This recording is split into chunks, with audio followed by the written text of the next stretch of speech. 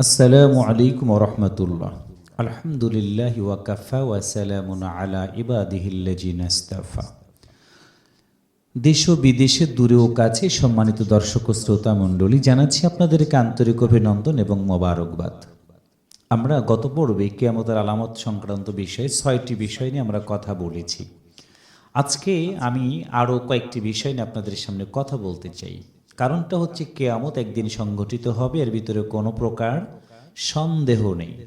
সেই কিয়ামত সম্পর্কে আমরা যদি না জানি, না বুঝি, তাহলে আমাদের জীবনের অনেক কিছু অপূর্ণতা থেকে যাবে। আমাদের জানার ক্ষেত্রে, বোঝার ক্ষেত্রে, মানার ক্ষেত্রে অনেক বিষয় সমস্যার সম্মুখীন আমাদেরকে পড়তে হবে। যার কারণেই কিয়ামতের আলামত সংক্রান্ত বিষয়গুলো আমাদের জেনে রাখা উচিত। আসুন আমরা আজকে আলোচনার দিকে ফিরে যাই। আজকে গত পর্বে আমরা ৬টা কিয়ামতের আলামত নিয়ে কথা বলেছিলাম। আজকে আমরা ৭ নম্বর থেকে শুরু করতে চাই। ৭ নম্বর কিয়ামতের অন্যতম একটি আলামত হচ্ছে সকল প্রকার ফিতনার বিস্তৃতি হবে। অত্যন্ত গুরুত্বপূর্ণ একটি বিষয়। দেখুন, আমাদের সমাজে সকল প্রকার ফিতনা এখন হচ্ছে কি? জেনা হচ্ছে প্রকাশ্যে, মাদকাসক্তরা প্রকাশ্যে ঘুরে বেড়াচ্ছে, সুদখোরেরা প্রকাশ্যে ঘুরে বেড়াচ্ছে, জেনাকারীরা প্রকাশ্যে ঘুরে বেড়াচ্ছে। এরপরে মানুষ হত্যাকারীরা প্রকাশ্যে ঘুরে বেড়াচ্ছে, সমাজে তারা অশান্তি তৈরি করে, তারা প্রকাশ্যে ঘুরে বেড়াচ্ছে। এই যে একটি গুরুত্বপূর্ণ বিষয়, সকল প্রকার ফিতনার বিস্তৃতি লাভ করবে। এগুলো ফিতনা, সুদ, ঘুষ, জেনা, ব্যভিচার, অন্যায়, রাহাজানি। আজকে দেখেন, মানুষগুলোকে চোখের সামনে পাখির মতো করে গুলি করে মারে। কেন? তারা একটি বিষয় নিয়ে রাস্তায় নেমেছে, সত্য কথা বলেছে, কিন্তু তাদের দাবির কাছে উচিত হচ্ছে রাষ্ট্রীয়ভাবে তাদের সাথে বসা, কিন্তু সেটা না করে পেটোয়া বাহিনী দিয়ে নির্বিচারে মায়ের বুকটাকে খালি করা হচ্ছে। এটা একটা চরম ফিতনা এবং চরম জুলুম। এই যে ফিতনার আবির্ভাবটা হলো, বিভিন্নভাবে আমরা এই ফিতনার সাথে জড়িত। চোরেরা প্রকাশ্যে চুরি করে মাথা উঁচু করে কথা বলে। যেমন কয়েকদিন আগে বাংলাদেশের একজন অনেক বড় কর্মকর্তা ছিলেন, যার নামটা আমরা বলে দিই, বেনজির আহমেদ। তিনি রাষ্ট্রীয় অনেক বড় দায়িত্বে ছিলেন। সাবেক তিনি র্যাবের ডিজি ছিলেন, পুলিশের মহাপরিদর্শক ছিলেন। তিনি কি করলেন? এদেশের রাষ্ট্রীয় সম্পদ কোটি কোটি টাকা লুটপাট করে নিয়ে তিনি বিদেশে পাচার করলেন। প্রায় ২০০ কোটি টাকার মতো ব্যাংকে জমা রেখে সেখান থেকে তিনি উত্তোলন করলেন। এই যে নির্লজ্জের মতো তিনি বুক ফুলিয়ে উঁচু করে তিনি মাইকের সামনে দাঁড়িয়ে অনেক দামি দামি কথা বলেছেন, কিন্তু নিজেই তো খারাপ কাজ করেছেন। এই যে ব্যভিচারটা, এখন দেখা যায় বাংলাদেশের অনেক নায়িকারা খারাপ কাজ করে। পতিতালয়ে গিয়ে যারা পতিতালয়ের সাথে জড়িত তাদেরকে আমরা বলি পতিতালয়ের মেয়ে, কিন্তু ধনীর দুলালিরা, অনেক চিত্রনায়কেরা, তারা দেখবেন পতিতালয়ের মতো ব্যবসাটা না করে নিজের বাড়িতে সুন্দর সুন্দর যুবকদেরকে, অর্থ সম্পদের মালিক যারা, তাদেরকে ডেকে নিয়ে এসে তারা ব্যবসা করছে। এই যে ফিতনাটা, এই ফিতনাটা প্রকাশ্য ছড়িয়ে যাবে। দুঃখজনক হলেও সত্য, প্রকাশ্যে জেনা হয়, আমরা কিছু বলতে পারি না। প্রকাশ্যে খারাপ কাজ হয়, আমরা কিছু বলতে পারি না। প্রকাশ্যে হারাম হয়, সেগুলো আমরা বলতে পারি না। কারণ আমাদের চোখ বাধা হয়ে গেছে। যদিও আমরা চোখ দিয়ে দেখি, কিন্তু সত্যগুলো দেখি না। আমাদের কানটা যেন বধির হয়ে গেছে, আমরা শুনি না, কিন্তু সব কথা শুনি। আমাদের মুখের কথাগুলো বন্ধ হয়ে গেছে, তার মানে বন্ধ হয়ে যায়নি, বন্ধ করে দেওয়া হয়েছে। এই যে ফিতনা, এই ফিতনাটা চতুর্দিকে ছড়িয়ে গিয়েছে।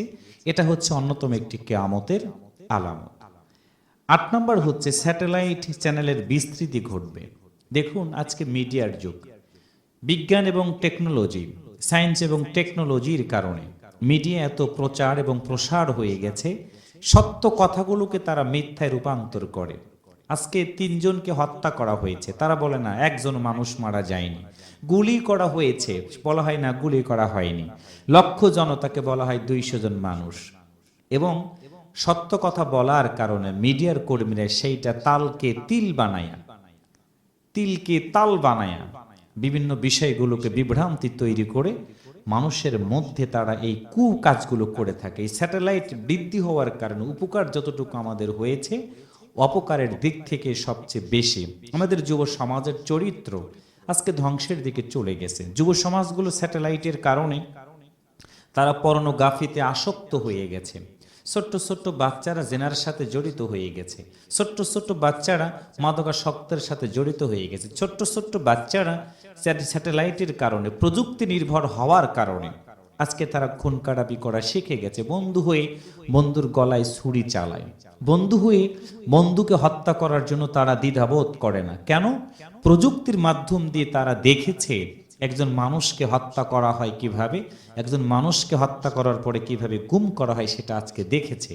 এই যে স্যাটেলাইটের মাধ্যম দিয়ে উপকার যতটুকু আমাদের হয়, অপকার তার চেয়ে বেশি হয়। কোনো একটা স্যাটেলাইটকে আমরা দেখলাম না, 5 ওয়াক্ত নামাজের বিষয় স্যাটেলাইট থেকে সুন্দর করে বলা হয়েছে। সত্য কথা বলার কারণে অনেক স্যাটেলাইট বন্ধ হয়ে গেছে, মিথ্যা কথা বলার কারণে অনেক স্যাটেলাইটের মালিকরা অনেক টাকার পয়সার মালিক হয়ে গেছে। কিন্তু সত্য কথা বলতে গিয়ে এদেশ থেকে তথা গোটা দুনিয়া থেকে অনেক চ্যানেলগুলো চিরতর বন্ধ হয়ে গেছে, কারণ সত্য কথা বলাটা তাদের কাছে অপরাধ মনে হয়ে গেছে। 9 নম্বর হচ্ছে সিফিন যুদ্ধ সম্পর্কে আল্লাহ রসুল সাল্লাল্লাহু আলাইহি সাল্লামের ভবিষ্যৎবাণী। গুরুত্বপূর্ণ একটি যুদ্ধ, সিফিনের যুদ্ধ। আমরা সিফিনের যুদ্ধের কথা আমরা ইতিহাস থেকে জেনেছি, শুনেছি। আয়েশা সিদ্দিকা রাদিয়াল্লাহু তাআলা আনহুর অনেক ঘটনাগুলো আমরা জেনেছি।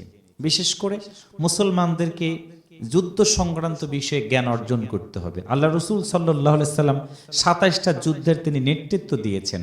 আজকে অনেক আলেমরা সেই যুদ্ধ বিগ্রহটাকে হারাম বলে ফতোয়া দেয়। টেলিভিশনের ভিতরে অনেক আলেমরা ফতোয়া দেয় ইসলামে নাকি যুদ্ধ করা হারাম, কিন্তু তারা জানে না যে অনেকগুলো সূরা আল্লাহ তাআলা নাজিল করে দিয়েছেন। সূরা তওবার ভিতরে আল্লাহ তো সুন্দর করে বলেছেন, ইন্নাল্লাহা আশতারা মিনাল মুমিনিনা আনফুসাহুম ওয়া আমওয়ালাহুম বিআন্না লাহুমুল জান্নাহ। কি চমৎকার কথা! আল্লাহ তাআলা জান্নাতের বিনিময়ে তাদের জানমালটাকে খরিদ করে নিয়েছেন। এই যে সুসংবাদগুলো আল্লাহ তাআলা দিয়েছেন, যখনই আল্লাহ জানমালটা খরিদ করে নিয়েছেন তখন তার দায়িত্বটা কি? ফায়াকুতুলুনা ওয়া ইউকতালুন। আল্লাহর জন্য সংগ্রাম করতে গিয়ে তাকে মারতে হবে এবং মরতে হবে।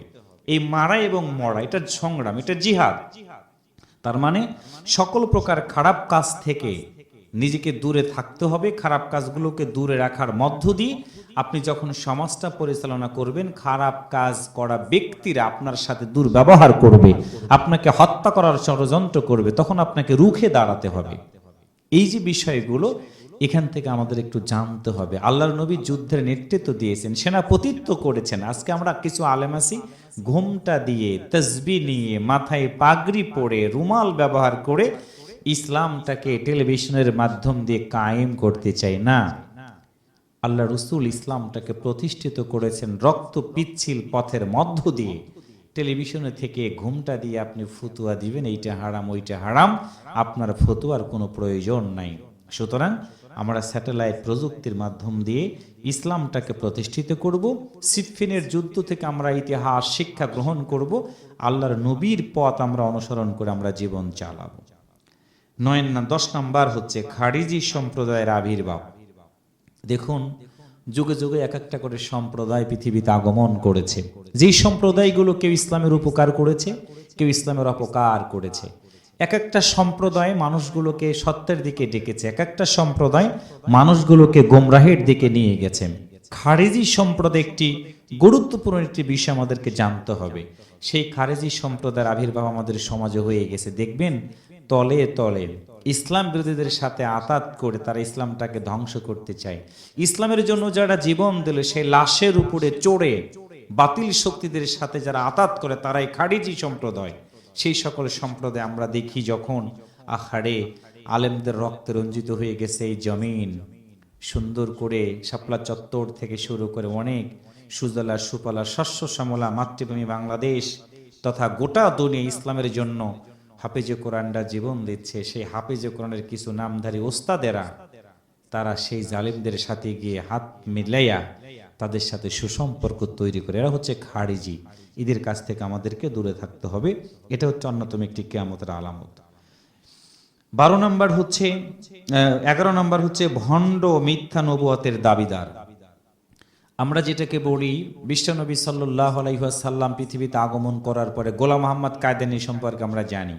আজকে দেশের হকপন্থী অনেক আলেম গোলাম মোহাম্মদ কাদিয়ানীকে কাফের বলে সার্বিকভাবে প্রচেষ্টা চালিয়ে ফতোয়া দিয়ে তারা বলছে গোলাম মোহাম্মদ কাদিয়ানী কারণ রসুলের পরে আর কোনো নবী আসবে না। তিনি সাইয়্যিদুল মুরসালিন খাতামুন নবিয়্যিন, সেই নবীকে বাদ দিয়ে আবার যারা নিজেদেরকে নবী বলে দাবি করে তাদেরকে যারা অনুসরণ করবে তারাই হচ্ছে কাদিয়ানী সম্প্রদায়, তারাই হচ্ছে মিথ্যা ভণ্ড নবী। আবু বকর সিদ্দিক রাদিয়াল্লাহু তাআলা আনহুর সময়ে ভণ্ড নবীর আবির্ভাব হয়েছিল। আবু বকর সিদ্দিক রাদিয়াল্লাহু তাআলা আনহু কঠিনভাবে সেইগুলোকে মোকাবেলা করেছেন। আজকে আমাদের এই দেশেও কাদিয়ানী একটি সম্প্রদায় আছে যারা গোলাম মোহাম্মদ সাহেবকে আখিরাতের ময়দানে তারা নাকি নবী হিসেবে তার সুপারিশ গ্রহণ করবে, এই কথাগুলো বলে। আমাদের পরিষ্কার একটি বক্তব্য, সেটা হচ্ছে ভণ্ড ও মিথ্যা নবী দাবি করে যখনই করবে আমাদের বুঝতে হবে এটা একটি গুরুত্বপূর্ণ বিষয়, সেটা হচ্ছে কিয়ামতের এটা বড় আলামত। 12 নম্বর হচ্ছে নিরাপত্তা ও সমৃদ্ধির প্রসার ঘটবে। দেখুন, নিরাপত্তা ও সমৃদ্ধি, নিরাপত্তা বলতে আমরা বুঝি কোনো জিনিসটাকে হেফাজত করা। আজকে সেই নিরাপত্তা এমন ভাবে আমরা দিচ্ছি, ইসলাম বিরোধী যারা তাদেরকে নিরাপত্তা দিচ্ছি।